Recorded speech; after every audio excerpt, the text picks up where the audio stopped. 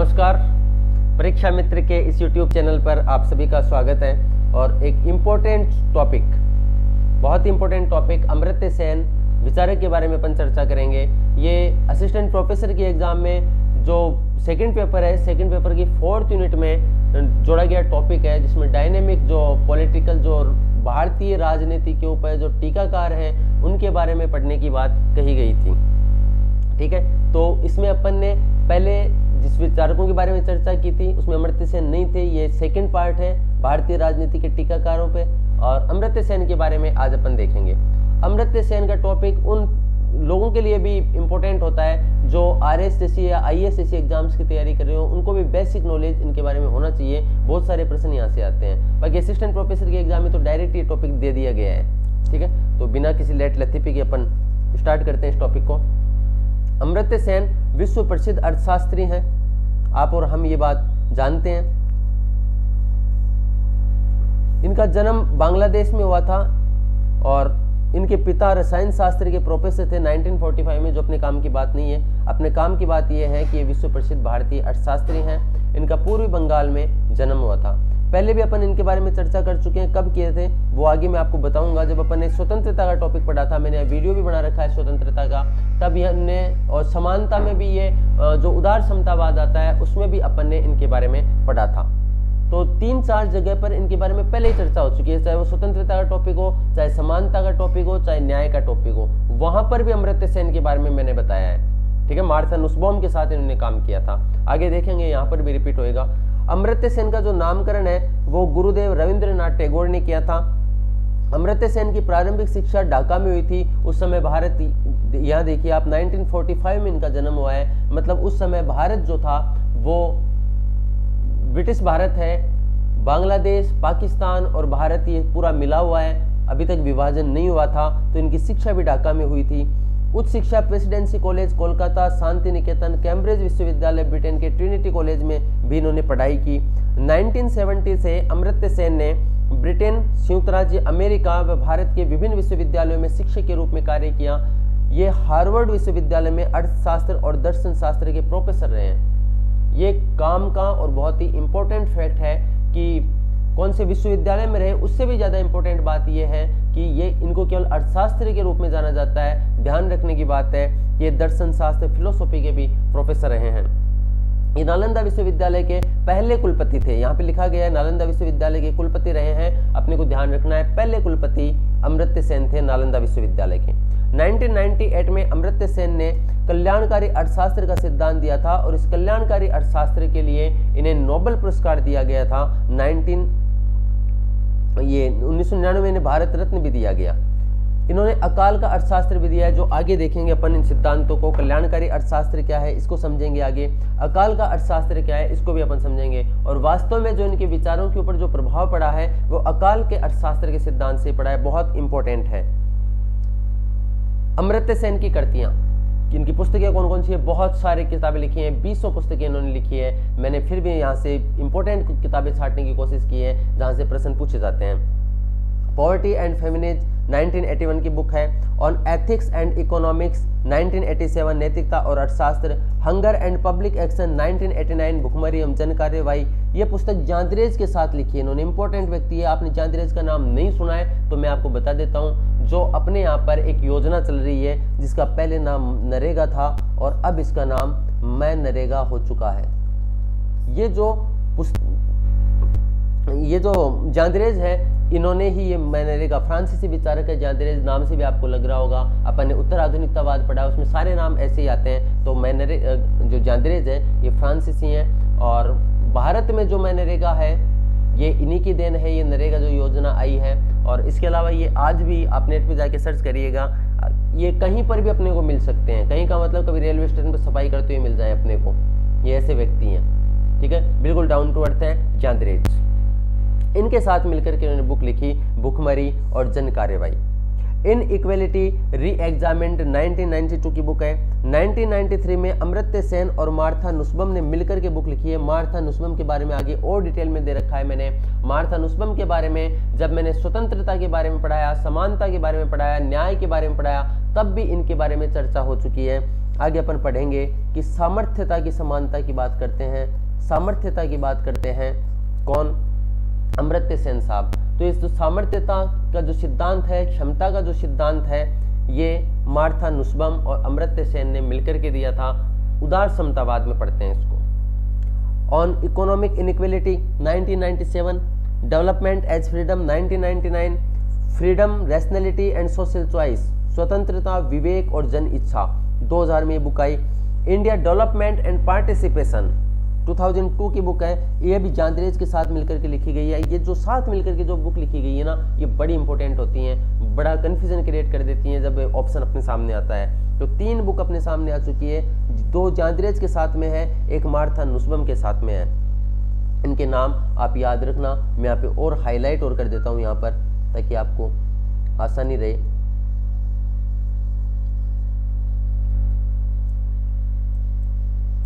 एक second, technical आपको समझ में आ गया होगा इतने दिन में कि टेक्नो फ्रेंडली थोड़ा कम हूँ। आप लोगों की तरफ से कई शिकायतें आती हैं कि सर थंबनेल नहीं लगाते हो, आप ये नहीं करते हो, वो नहीं करते हो। खैर, मेरा कंटेंट जो है उसमें कोई कमी आपको नज़र आए तो आप उस बारे में मुझे बताइएगा, बाकी जो चल रहा है वो वैसे ही चलेगा, ठीक है। कंटेंट में कभी कोई कमी आपको नहीं मिलने वाली है, ठीक है। यहाँ पे मैंने अलग से यहाँ पे देखिए मैंने बता दिया है। जांदरेज के साथ बुक है India development and participation, Martha Nussbaum के साथ में है the quality of life, Jean Dreze के साथ एक और बुक है hunger and public action. Rationality and freedom the 2002 की बुक है, rationality and freedom, the argumentative India Indian 2005, identity and violence, the illusion of destiny 2006 की बुक है। द आइडिया ऑफ जस्टिस बहुत इंपॉर्टेंट बुक है, बहुत बार पूछी गई है, और ये पूछे जाने का कारण ये नहीं है, ये इंपॉर्टेंट सारी किताबें हैं, पूछे जाने का कारण ये है कि 2010 के बाद में जो भी क्वेश्चंस आए हैं, ये लेटेस्ट बुक थी इसलिए पूछा गया है। तो आप 2013 वाली बुक भी याद रखिएगा, पीस एंड डेमोक्रेटिक सोसाइटी, ये भी बहुत बार पूछी जाएगी आने वाले टाइम पर। अमर्त्य सेन का मुख्य कार्य कल्याणकारी अर्थशास्त्र का सिद्धांत इन्होंने दिया है। कल्याणकारी अर्थशास्त्र क्या होता है वो मैं आपको समझ बताता हूँ। सामाजिक पसंद का सिद्धांत, अकाल व गरीबी निवारण का और स्वतंत्रता, समानता और न्याय जैसे मूलभूत सिद्धांतों पर उन्होंने बल दिया है। कल्याणकारी अर्थशास्त्र क्या है? देखिए, अर्थव्यवस्था में, अर्थशास्त्र में 2 टर्मिनोलॉजी आपने सुनी होगी। एक तो होती है इकोनॉमिक ग्रोथ, आर्थिक समृद्धि बोलते हैं हिंदी में, ठीक है, और एक होती है आर्थिक विकास। आपको एक एग्जाम्पल से समझ में आ जाएगा। आर्थिक समृद्धि, आर्थिक विकास। एक व्यक्ति है जिसकी इनकम है 1 करोड़ रुपीज सालाना मान लो, ठीक है, महीने के तो बहुत ज्यादा हो जाएगी, 1 करोड़ रुपीज साल का कमाता है। इस व्यक्ति के 4 पुत्र हैं, 4 संतानें हैं, चलो 2 कर लेते हैं, ठीक है, हम 2 हमारे 2 मान लो। ये जो 2 हैं ये ज़्यादा पढ़ लिख नहीं पाए, ज़्यादा विवेक नहीं आया, ज़्यादा इनमें सोचने समझने की क्षमता नहीं आई, क्योंकि पहले से ही क्या है इनके पास में पैसा आ गया बहुत सारा, ठीक है। ज़्यादा एग्जाम्पल अपन नहीं देंगे, आप इतने से समझ जाओगे। ये दूसरा व्यक्ति है, इसकी इनकम थी 50,000 रुपये, सरकारी मास्टर था, 50,000 रुपये, ठीक है। ये सरकारी मास्टर नहीं, आप ये मान लो 4th क्लास का कर्मचारी है, 3rd ग्रेड का कर्मचारी, ये मान लो ये 3rd ग्रेड का कर्मचारी है, 50,000 रुपये इसको मिला करते थे। इसने इन पैसों का उपयोग किया अपने बच्चों के ऊपर, ठीक है। इसके 2 संतान है इसके भी, और दोनों डॉक्टर हैं, ठीक है, ये डॉक्टर लिखा है मैंने, ठीक है, डॉक्टर ऐसे लिखते हैं, ये डॉक्टर है, दोनों डॉक्टर बन गए। अब आज इनमें कंपैरिजन करो, ये व्यक्ति दुखी मिलेगा, क्योंकि इसने आर्थिक विकास, आर्थिक समृद्धि तो बहुत की, पैसा खूब कमाया, लेकिन आर्थिक विकास नहीं हुआ। यानी आर्थिक समृद्धि का मतलब सिर्फ पैसा कमाने से होता है, और आर्थिक विकास में इकोनॉमिक ग्रोथ तो शामिल होती ही होती है, इकोनॉमिक ग्रोथ तो है ही है, ठीक है। इसके साथ में इसका मतलब है कि अच्छा स्वास्थ्य यदि है, स्वास्थ्य, पोषण, शिक्षा ये बेहतरीन है तो आर्थिक विकास है, अन्यथा केवल आर्थिक समृद्धि बनकर के रह जाएगी। तो आप मेरे को बताओ, आर्थिक समृद्धि बढ़िया है, आर्थिक विकास बढ़िया है? यही बात कहते हैं अमर्त्य सेन कि आर्थिक समृद्धि मत करो, इकोनॉमिक ग्रोथ ही ग्रोथ मत करो, ग्रोथ से कुछ नहीं होने वाला है यदि आपने आर्थिक विकास नहीं किया है, यह है इकोनॉमिक डेवलपमेंट, ठीक है, ये सिद्धांत देते हैं। अकाल और गरीबी निवारण का क्या मतलब है? अमर्त्य सेन ये कहते हैं, अमर्त्य सेन ने बंगाल में एक भूखमरी देखी, एक अकाल का टाइम देखा, लोगों को भूख से मरते हुए देखा, तब अमर्त्य सेन कहते हैं कि लोग इसलिए नहीं मर रहे हैं कि उनके पास में लोग इसलिए मर रहे हैं कि सरकार ने उन तक भोजन ही नहीं पहुंचाया। क्यों नहीं पहुंच पाया? क्योंकि भोजन बहुत ज़्यादा महंगा हो चुका था, आपूर्ति नहीं हो पा रही थी अकाल में, और आपूर्ति के कारण महंगाई बढ़ गई। ठीक है, चीज़ें बहुत ज़्यादा महंगी हो गई, और महंगाई इतनी ज़्यादा हो गई कि गरीब व्यक्ति उसको खरीद नहीं पाया। ठीक है, तो इसके आधार पर वो अकाल निवारण का सिद्धांत देते हैं, अकाल और गरीबी निवारण। फिर ये कहते हैं क्षमता का सिद्धांत है एक इनका, जिसके बारे में तो मैं पहले भी बहुत चर्चा कर चुका हूँ। यदि आपने मेरी क्लास ली है, स्वतंत्रता, समानता, न्याय को मैंने इतने डिटेल में इतने तरीके से समझाया है कि यूट्यूब के ऊपर तो कोई समझाता नहीं इतनी सारी चीज़ें। ठीक है, तो क्षमता का सिद्धांत जो है, सामर्थ्यता का सिद्धांत भी बोलते हैं इसको।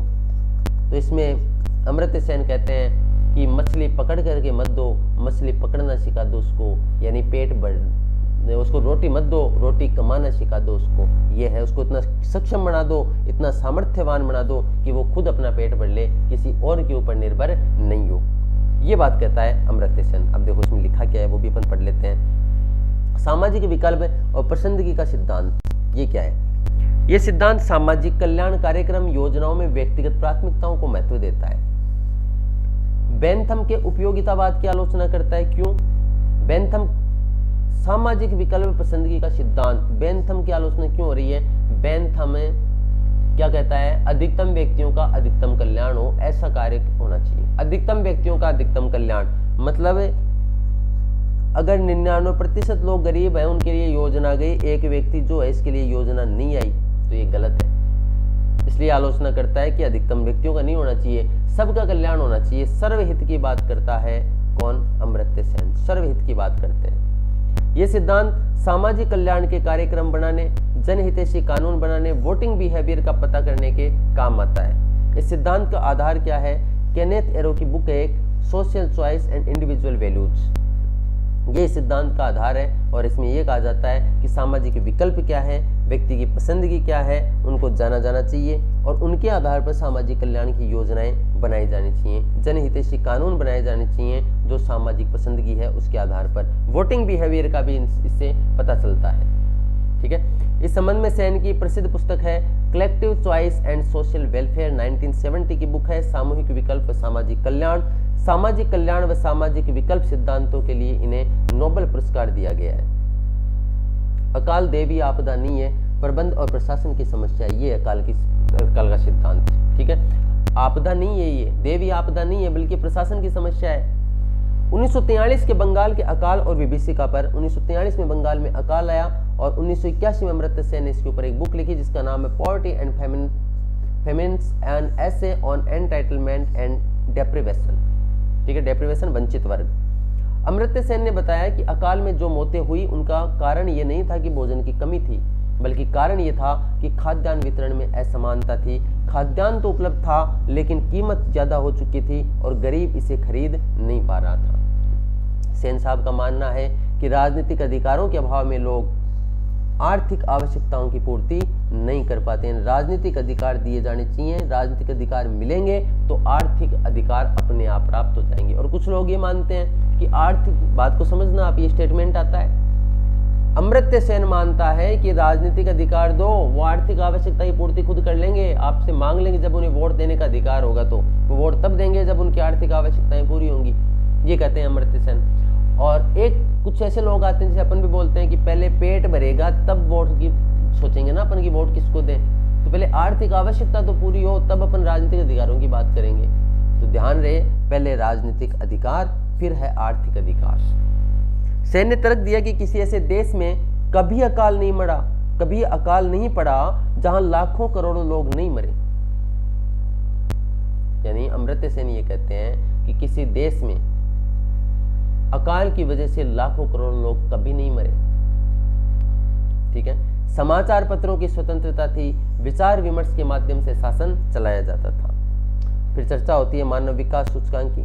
मानव विकास सूचकांक, इसके बारे में आप जानते ही हैं, हर साल जारी किया जाता है यूएनडीपी के द्वारा, यूनाइटेड नेशन डेवलपमेंट प्रोग्राम के द्वारा। संयुक्त राष्ट्र की यूएनडीपी से जारी करती है, हर साल जारी होता है, प्रतिवर्ष जारी होता है। ये जो यूएनडीपी है, ये मानव विकास सूचकांक है, ये अमर्त्य सेन और पाकिस्तान के अर्थशास्त्री महबूब उल हक इन्होंने मिलकर के तैयार किया था। ये भी एक इम्पोर्टेंट बात है, ध्यान रखिएगा। जो HDI जारी किया जाता है, ये HDI जो इंडेक्स है, ह्यूमन डेवलपमेंट इंडेक्स है, ये अमर्त्य सेन और महबूब उल हक ने मिलकर के जारी किया था। इसमें आधार क्या होते हैं? 3 आधार हैं इसमें, 3 पॉइंट है, ठीक है ना। प्रति व्यक्ति आय, जीवन प्रत्याशा। जीवन प्रत्याशा का मतलब है कि एक व्यक्ति औसतन कितना जीवन जीता है, 60 वर्ष, 80 वर्ष, किसी देश में जैसे जापान में 80 वर्ष से ज़्यादा है, ठीक है, तो वहाँ पे मतलब मानव विकास है, नहीं तो नहीं है। और तीसरा है शिक्षा, साक्षरता। फिर इसमें भी अलग अलग इनके सब टॉपिक हैं, वो अलग चीज़ है। मूल जो इसके संकेतक हैं वो 3 आधार हैं, जिनके आधार पर इन संकेतकों को शामिल किया जाता है। अमर्त्य सेन परिमाणात्मक की बजाय गुणात्मक जीवन पर जोर देते हैं। क्या मतलब है? क्वांटिटी लाइफ की बात नहीं करते हैं, वो इकोनॉमिक ग्रोथ की बात नहीं करते हैं। इकोनॉमिक ग्रोथ जो है वो क्वांटिटी पर आधारित होती है, कितने रुपए कमाए, 1 करोड़, 50 लाख, 50,000। और गुणात्मक क्या होता है? व्यक्ति स्वस्थ है कि नहीं, व्यक्ति ने शिक्षा ली या नहीं, व्यक्ति जी रहा है कि नहीं जी रहा, जीवन प्रत्याशा बढ़िया है कि नहीं। करोड़ रुपए कमा लिए, जी नहीं पा रहा है, 40 बरस तो क्या खाक कमाया, ठीक है। तो गुणात्मक जीवन ज्यादा बेहतर होता है बजाय क्वांटिटी लाइफ के। उनके अनुसार मानव के विकास व खुशी का आधार समग्र राष्ट्रीय आय, स्टॉक मार्केट, मॉल संस्कृति, FDI नहीं है, बल्कि क्या है? स्वास्थ्य, शिक्षा, जीवन प्रत्याशा, जेंडर समानता, पर्यावरण संरक्षण आदि हैं। और ये क्या है? यही आर्थिक विकास है।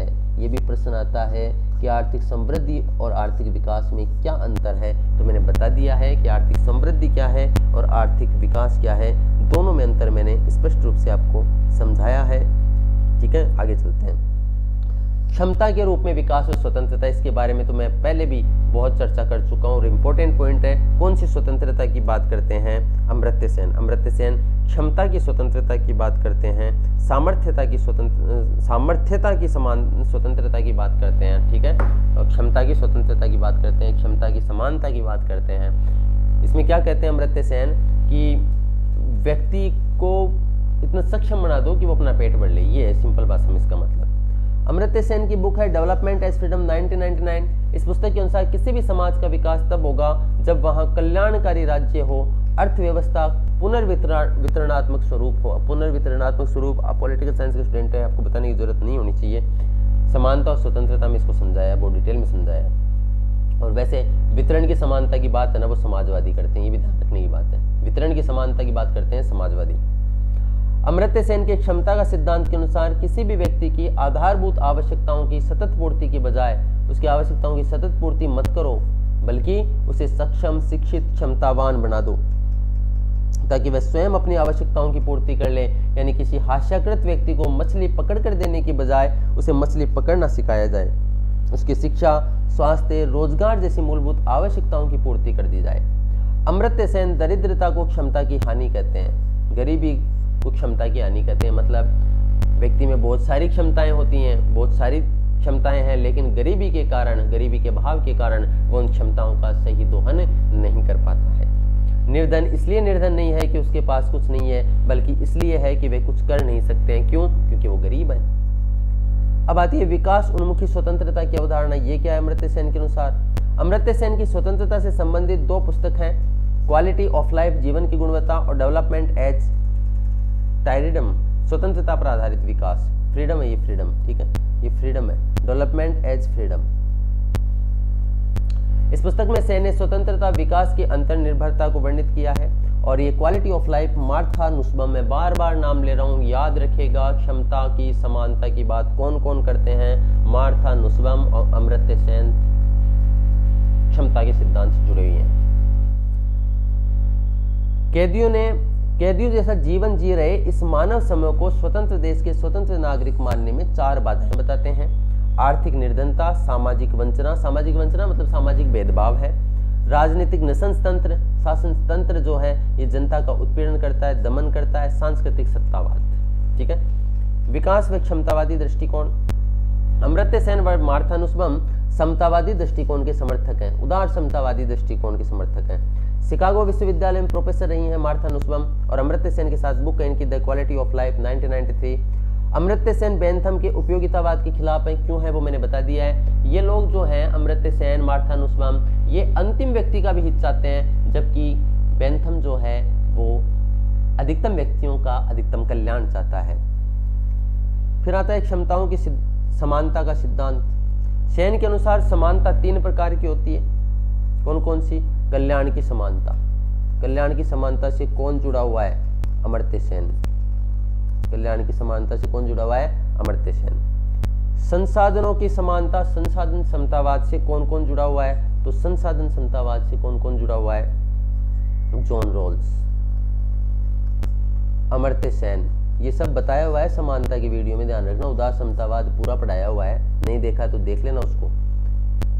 सामर्थ्य क्षमताओं की समानता, इसकी बात करते हैं अमर्त्य सेन, मार्था नुसबम। उपयोगितावादी दृष्टिकोण बेंथम मील, 2 ही व्यक्ति हैं, रोनाल्ड डवर्किन, जॉन रॉल्स, एरिक रोकोवस्की और मार्था नुसबम। ये किससे जुड़े हुए हैं? ये यहाँ पे गलत लिख दिया गया है, मैं मेंशन कर देता हूँ यहाँ पर। ये संसाधनों की समानता से जुड़े हुए हैं, ठीक है। क्षमता की समानता का संबंध कृत्यात्मक स्वतंत्रता से है। कृत्यात्मक स्वतंत्रता का क्या मतलब? कृत्यात्मक स्वतंत्रता, फंक्शनल फ्रीडम। अमर्त्य सेन के अनुसार पुस्तक संसाधन है, साक्षरता या उसे पढ़ पाने की योग्यता क्षमता है, और उसे पढ़कर लाभान्वित हो जाना क्या है? कृत्यात्मक स्वतंत्रता है। पुस्तक संसाधन है, साक्षरता एक योग्यता है कि आप पढ़ लोगे उसको, लेकिन पढ़ करके करोगे क्या? आपने यदि उससे जीवन जीने का तरीका सीख लिया, आपने कमाना सीख लिया, पेट भरना सीख लिया, तो वो ये कृत्यात्मक स्वतंत्रता, अन्यथा आपको फंक्शनल फ्रीडम नहीं है। तो फंक्शनल फ्रीडम की बात कौन करते हैं? अमर्त्य सेन करते हैं। सेन अपनी बुक क्वालिटी ऑफ लाइफ, जो कि मार्था नुसबम के साथ लिखे हैं, क्वालिटी ऑफ लाइफ में ऐसी व्यवस्था का वर्णन करते हैं जिसमें प्रत्येक व्यक्ति अपनी क्षमता के अनुरूप देश के विकास में हिस्सा ले सकता है। यदि क्षमता होगी तो देश के विकास में हिस्सा लेगा अपनी क्षमता के अनुरूप। कैसे? कोई जरूरी नहीं सीमा पर जाकर के युद्ध लड़ना ही देश की सेवा है। देश के विकास में आप यदि वर्क कर रहे हैं अपना, तो भी आप देश के विकास में योगदान दे रहे हैं। यही तो है इकोनॉमिक ग्रोथ का कॉन्सेप्ट, जो जीडीपी जीएनपी आप पढ़ते हैं, यही तो कॉन्सेप्ट है। तो अमर्त्य सेन कहते हैं कि आप जीडीपी में योगदान कब दे पाएंगे? जब आप में क्षमताएं होंगी, आप सक्षम होंगे तो योगदान दे पाएंगे, अन्यथा नहीं दे पाएंगे। और जो लाभ होगा उससे उचित हिस्सा मिलेगा। सड़क, पानी, बिजली आप यदि टैक्स देंगे तो राज्य और ज्यादा ग्रोथ करेगा। सेन ने वितरणात्मक न्याय के तहत वस्तुओं व लाभों का वितरण मानवीय क्षमताओं के आधार पर होता है। उदाहरण के लिए दिव्यांग व्यक्ति को सर्वथा अक्षम नहीं माना जाता, बल्कि उसे भिन्न क्षमताओं से युक्त व्यक्ति के रूप में मान्यता दी जाती है। उस व्यक्ति की बची हुई क्षमताओं का आकलन करके उसे पर्याप्त मात्रा में अतिरिक्त संसाधन दिए जाते हैं। यदि कोई दिव्यांग सक्षम नहीं है, सक्षम का मतलब वो सक्षम तो है लेकिन उसे संसाधनों की आवश्यकता है, तो यदि अतिरिक्त संसाधन उसे दिए जाते हैं तो क्षमताओं का विकास वो कर लेता है और सम्मानपूर्ण जीवन जी पाता है। आंख से लाचार व्यक्ति के लिए यदि ब्रेन लिपि सिखाई जाएगी तो वह पढ़ लिख कर अध्यापक का कार्य कर सकता है, आत्मनिर्भर बन सकता है, देश के विकास में योगदान दे सकता है। अमर्त्य सेन के सुझाव पर संयुक्त राष्ट्र विकास कार्यक्रम यूएनडीपी ने क्षमता सूचकांक भी शामिल किया है, कैपेबिलिटीज इंडिकेटर्स भी जारी करता है। अब आता है न्याय का स्वरूप। अमर्त्य सेन ने अपनी प्रसिद्ध पुस्तक आइडिया ऑफ जस्टिस, जो कि जॉन रॉल्स के विचारों को समर्पित है, इस पुस्तक में क्षमतावादी स्वरूप की चर्चा की है। यह पुस्तक जॉन रॉल्स की ए थ्योरी ऑफ जस्टिस के विरोध और संशोधन के रूप में है।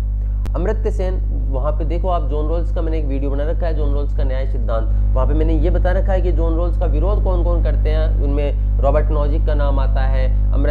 जॉन रॉल्स का विरोध नोजिक करते हैं, अमर्त्य सेन करते हैं, और भी विचारक हैं, उनको मैंने डिटेल में बता रखा है वहाँ पर। उनका ही शिष्य है जो कि उनको फॉलो करता है, उसका नाम है पोगे, पोगे नाम है, जो कि वैश्विक न्याय की बात करते हैं। एग्जैक्ट नाम मुझे याद नहीं आ रहा है, लेकिन पोगे है, पहले क्या है तो पोगे वैश्विक न्याय की बात करते हैं। अमर्त्य सेन का शिष्य है ये। न्याय के संदर्भ में सेन की प्रसिद्ध करती द आइडिया ऑफ जस्टिस पर उनकी 2 अन्य पुस्तकें और हैं, पॉवर्टी एंड फेमिनिन, और एक ये द आर्ग्यूमेंटेटिव इंडियंस। तो ये अमर्त्य सेन के बारे में शॉर्ट एंड स्वीट में मैंने आपको समझाने का प्रयास किया है, और कंटेंट में मैंने सारी चीज़ें शामिल की है जहाँ से प्रश्न आने की संभावनाएं होती हैं। तो यकीन मानिए कि ये पढ़ने के बाद में आप कंपटीशन में रहेंगे। मैं ये तो नहीं कहूँगा औरों के जैसे कि इसके बाहर से कुछ नहीं आएगा, लेकिन आप यकीन मानिए कि आप इतना याद करने के बाद में कंपटीशन में रहेंगे। आपको नहीं आ रहा है तो आप यकीन मानिए कि वो और किसी को भी नहीं आ रहा होगा। ठीक है, lot of thanks for discussion. बहुत बहुत धन्यवाद आप लोगों का।